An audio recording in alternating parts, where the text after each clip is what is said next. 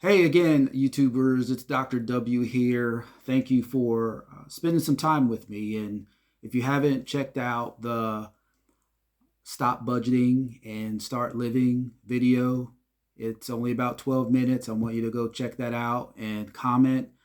Subscribe, stick with me for a little bit because I'm gonna be motivated here to motivate you. And we talked before about getting beyond this idea of budget and knowing a plan. And there are so many topics that we can discuss about having a plan. And right now, I want to talk about ownership. I want to talk about something that you have that belongs to you, and you no longer have to pay someone for owning it. And that means thinking about a car and thinking about a house.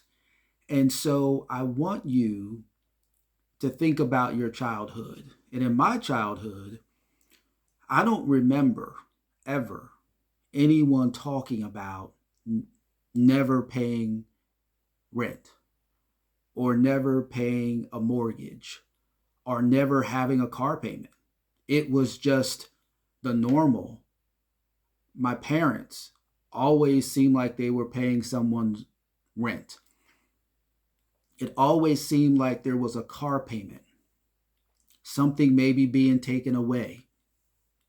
I had no idea, even as I started working and got my first job teaching, and as my career, I moved into an apartment and I was 22, and it was never a conversation or a thought that I would have an opportunity to ever not pay rent. It just was going to be forever. And even thinking about the mortgage, right? The thing that you do to make a pledge till your death. And that's what mortgage means. So even as someone who was just getting started, the idea of having a mortgage, you're telling me I have to have a mortgage for 30 years? That's forever when you're 22, right? And most don't even get there, right? You get in a house and then you may stay in 3 to 5 years. Most of that 3 to 5 years, I'm going to put a little nugget here. You're going to be like, what is he talking about? Most of those 3 to 5 years, you're just paying interest practically, right? If you're paying $1,000, $999 is going towards interest. And so it is something where that kind of time frame is unbelievable. And it took for me when I got married and I moved into the first house with my wife, it was, I think, a shock. And shock is, I guess, something that you just don't even, you're not ready for it. I guess that's why it's called shocking, right?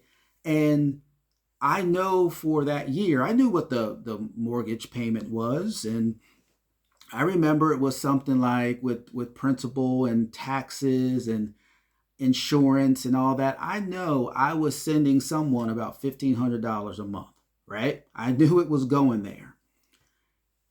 $1,500 a month. So I remember when we got to the year-end statement, I didn't pay much attention to it because my first house, I'm paying it kind of like rent. I'm not seeing where it's going, but I'm thinking I'm paying a lot of money every month. And so by the end of the year, I remember when it talked about how much I had paid off. And I remember the mortgage was like, I don't know, 280. And I remember at the end of the year, the principal was like $3,000. I said, wait a minute. I sent $3,000 in 2 months. So how is it that that's all that's happening? And look, you might be like, well, oh my gosh, right? How did you not know that? You get paid, your taxes come out, and you don't get that net. You don't get that gross. You get the net aspect to it. Yeah, I knew that, but man, it didn't seem right when this mortgage. And I remember talking to my wife and I said, I don't want to pay all this interest on this mortgage for 30 years. And so that's when I started learning about principal payments. And I may have jumped ahead many steps here, and I know that. And we're going to go slow to go fast in various aspects of this conversation and your journey with me across videos. But it is something where if I had a spirit of ownership, right? And I don't mean owning in the sense that the bank or the credit union holds my mortgage. I mean, it is mine. I know I got to pay property taxes and things, right? I'll get it in the comments. I understand that. No mortgage. I had no real idea that that was even possible. My father right now is 80 years old, still has a mortgage, a pretty good one too, right? And my mother, when they divorced, she's renting and has always rented. And so it wasn't something that I knew could really happen. You must have been a millionaire and have this large amount of money where, yes, you're just paying cash and that's how it is. And so I want you, and remember in our time here, this is just being true to yourself. Not a show, not anything of that nature. It is thinking of this spirit of owning your house and no payments. Same thing with a car. I know that a lot of people I know, and I've had family members, I know you can buy a car outright, right? I know I had family members that would go to an auction and you could buy a car for a couple $1,000s and you saved up a couple $1,000, you buy a car. And if you wanted a new car, well, you're going to get payments. And if you wanted a really good used car, you're going to get payments. You're going to finance. That's just the way it is. And you're going to finance for 3, 4, 5 years. And that's what it's going to be. Until I realized as well about the interest. And no, I can buy a car and not have a payment. And there's some of you walking around here. Some of you, until your dying day, would think that you cannot own your house, that you cannot own your car. And I don't want you to go through life thinking that. And I want you to make a commitment to yourself that you are going to live a spirit of ownership. We're going to talk about how you get there, but it has to start with that. And I'm going to make sure that you know the journey that I have been on with my wife to get there. We have paid off houses, and it was something that was just remarkable. And we've paid off cars, and it was something like, wow, why didn't anyone tell me this? And it makes all the difference. Let's get away from the excuses. Let's get away from, no, that's not the place I want to live, in the area that I want to live. It doesn't have the square footage that I want. It doesn't have the, what do they call it, curb appeal? Maybe that's it. Or the car you drive. Because once you have a paid off house and once you have a paid off car, you've got options.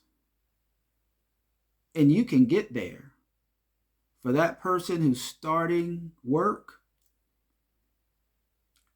and thinking that they are just completely overwhelmed in debt, you can get there faster. Remember what I've said. You have to start looking at your money. Not thinking about some real great structure and as I use that word budget, we're not talking about that. We're just saying, good gracious, do you know what the weather's going to be outside? Have you checked the forecast? Do you know that you can get to your destination in your car because you have enough gas? That's all. It is just looking and making sure you have what you need. And then you think about what you can get. This is a private conversation. Whether you're listening to this on your way to work or you're just sitting home relaxing, this is for you to get real with yourself about, I don't have to rent forever.